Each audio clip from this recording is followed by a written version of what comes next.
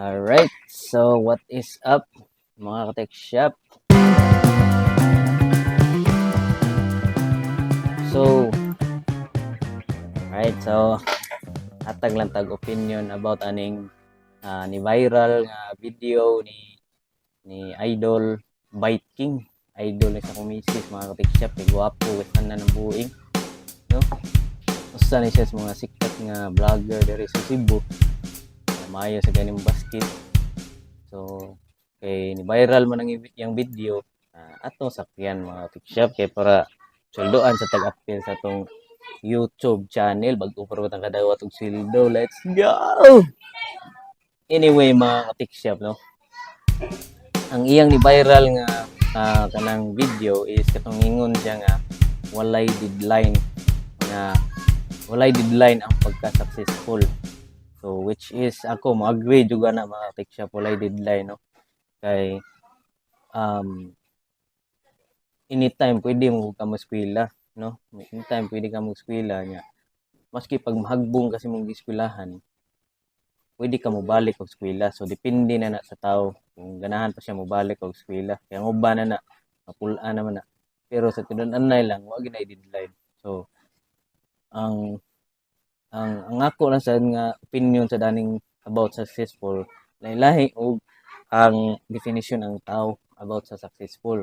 So para nako lahi sa dako kay ang definition ako sa successful mga tech shop is kanang gikan gas kanang pinakaubos yun pobre jud kay tanan niya naningkamot kag trabaho karon moasinso ka. So para nako mao na pinaka simple nga explanation para ma-successful. So ubang tao lahi sad kay ang ilahang definition sa successful is kanang makuha nila ang ganing ilang mahuman nila ilang pag-eskwela, makuha nila ang ilang license. For example, ni Biking license pagka-engineer, no? So mao na ilang definition sa pagka-successful. Ang ako lahi sad ang ako dili mo base og kanang grado. Base lang ko sa kanang gikan ka pinaka-pobre nya naningkamot ka sa imo pagkapaningkamot nya sinso ka ni dato ka na ilado pagyud ka. Ang pinaka the best na example nako ana mga tech shop is si Manny Pacquiao gid. Pero karon si Manny Pacquiao kay giba siya kay napildi maron siya sa election pero wa na tay labot ana ngano napildi siya. Pero para lang nako siya mo pinaka definition sa successful gid para lang nako. Wala siya niagi og kanang nindot nga eskwelahan. Pero ni eskwela gapon siya. Di kato nang manan na siya kanang nakuha na niya iyang kuan kanang kadaugan sa boxing. Iyang gigamit ang kwarta para maskwela siya. Pero katong time successful na siya ato. Kung daghan na siya daog siyang boxing, di ba? Basta para na kulay lahi mo tag definition sa successful. Nya si Bite King kay kanang hagbong man ni siya sa iyang licensure exam engineering guro niya gikuha. So I'm not sure para niya ang successful is kanang makuha na niya iyang license sa iyang pagka-engineer. So inana gyud ang mga tao mga tech shop lahi gyud na og definition sa success. So dili tarabutan na. Ang ubang tao sad ningon sa sila nga kanang walay deadline sa pagka-successful pero naay deadline sa mga bayronon like tuition fee, like kanang bayronon sa suga, sa tubig, sa bugas. Naa gini siya deadline which is tinuod sa mga tech shop, no? Kay siyempre mobayad man jud ta. Nagi panahon nga kita mga anak kita na mo dawat sa bayronon sa kuryente kay mahimo naman tang ginikanan pod puhon, di ba? Ako ginikanan naman sa ko kay nanam ko do ka anak. So kita na tay responsibilidad. So pero dili ra ta paabot mo successful ta para mo take tag responsibility Maski pag di ta successful, pwede na ta mo take kanang responsibility kanang mobayad kag mga bills. So maningkamot lang gid ta. Pero dili pa na siya matawag og successful kanang igo ra ka ni bayad og bills Dili na siya matawag og successful. Di sad pwede nga kanang ug mas successful na ta diha pa ta mobayad og bills or moangkon og responsibility. Sayop sad na, di ba? Pwede mo kamo angkon na maski pag gamay kag sweldo, di ba? And another istorya dito ni Biting mga tech shop is di siya motuo og failure, no?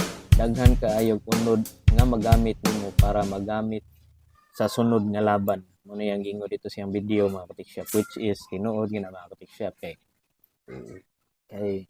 kana gani mapildi ka, it doesn't mean nga human na gyud tanan. Dili pwede pa ka mobalik mga tech shop, and then pwede ka mobalik usbon nimo imong strategy.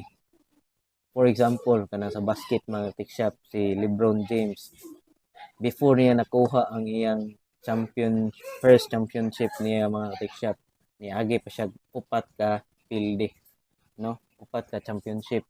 Pagkadaog niya sa Miami Heat mga tech shop kontra ang Spurs mo siguro to. Pagkadaog niya ato mga tech shop, maski pagdato na kay siya daghan na kay siya kwarta atong time pero pagkadaog niya ato hilak siya. Kay mo gito iyang definition sa success ang mo champion. So as a basketball player, imong definition sa successful is kanang mo champion ka.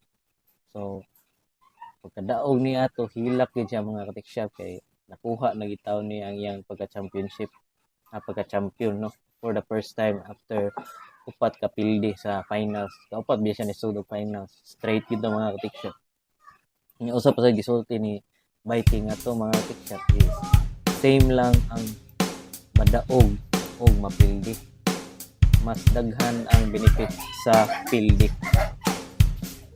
Di ba? Ni ana siya mas daghan benefits. Kung mudaog ka, di ba, mudaghan ang kwarta. Pero para niya, daghan ang benefits ang mapildi. Siyempre kay mas daghan mo kang makatunan mga tech shop, pwede nimo usbon nimo strategy na makibaw-an nimo ba kani nga strategy gibuhat nimo karon kay napildi mo ka, kani siya nga strategy dili ni siya pang winning strategy. So kung gusto ka mo daog, usbon nimo imong strategy, di ba? Inana siyang pasabot mga tech shop. And then ingon sad siya ang kinabuhi wala nagtuyok sa kwarta, which is tinuod, especially if dato na kay kastanan, no?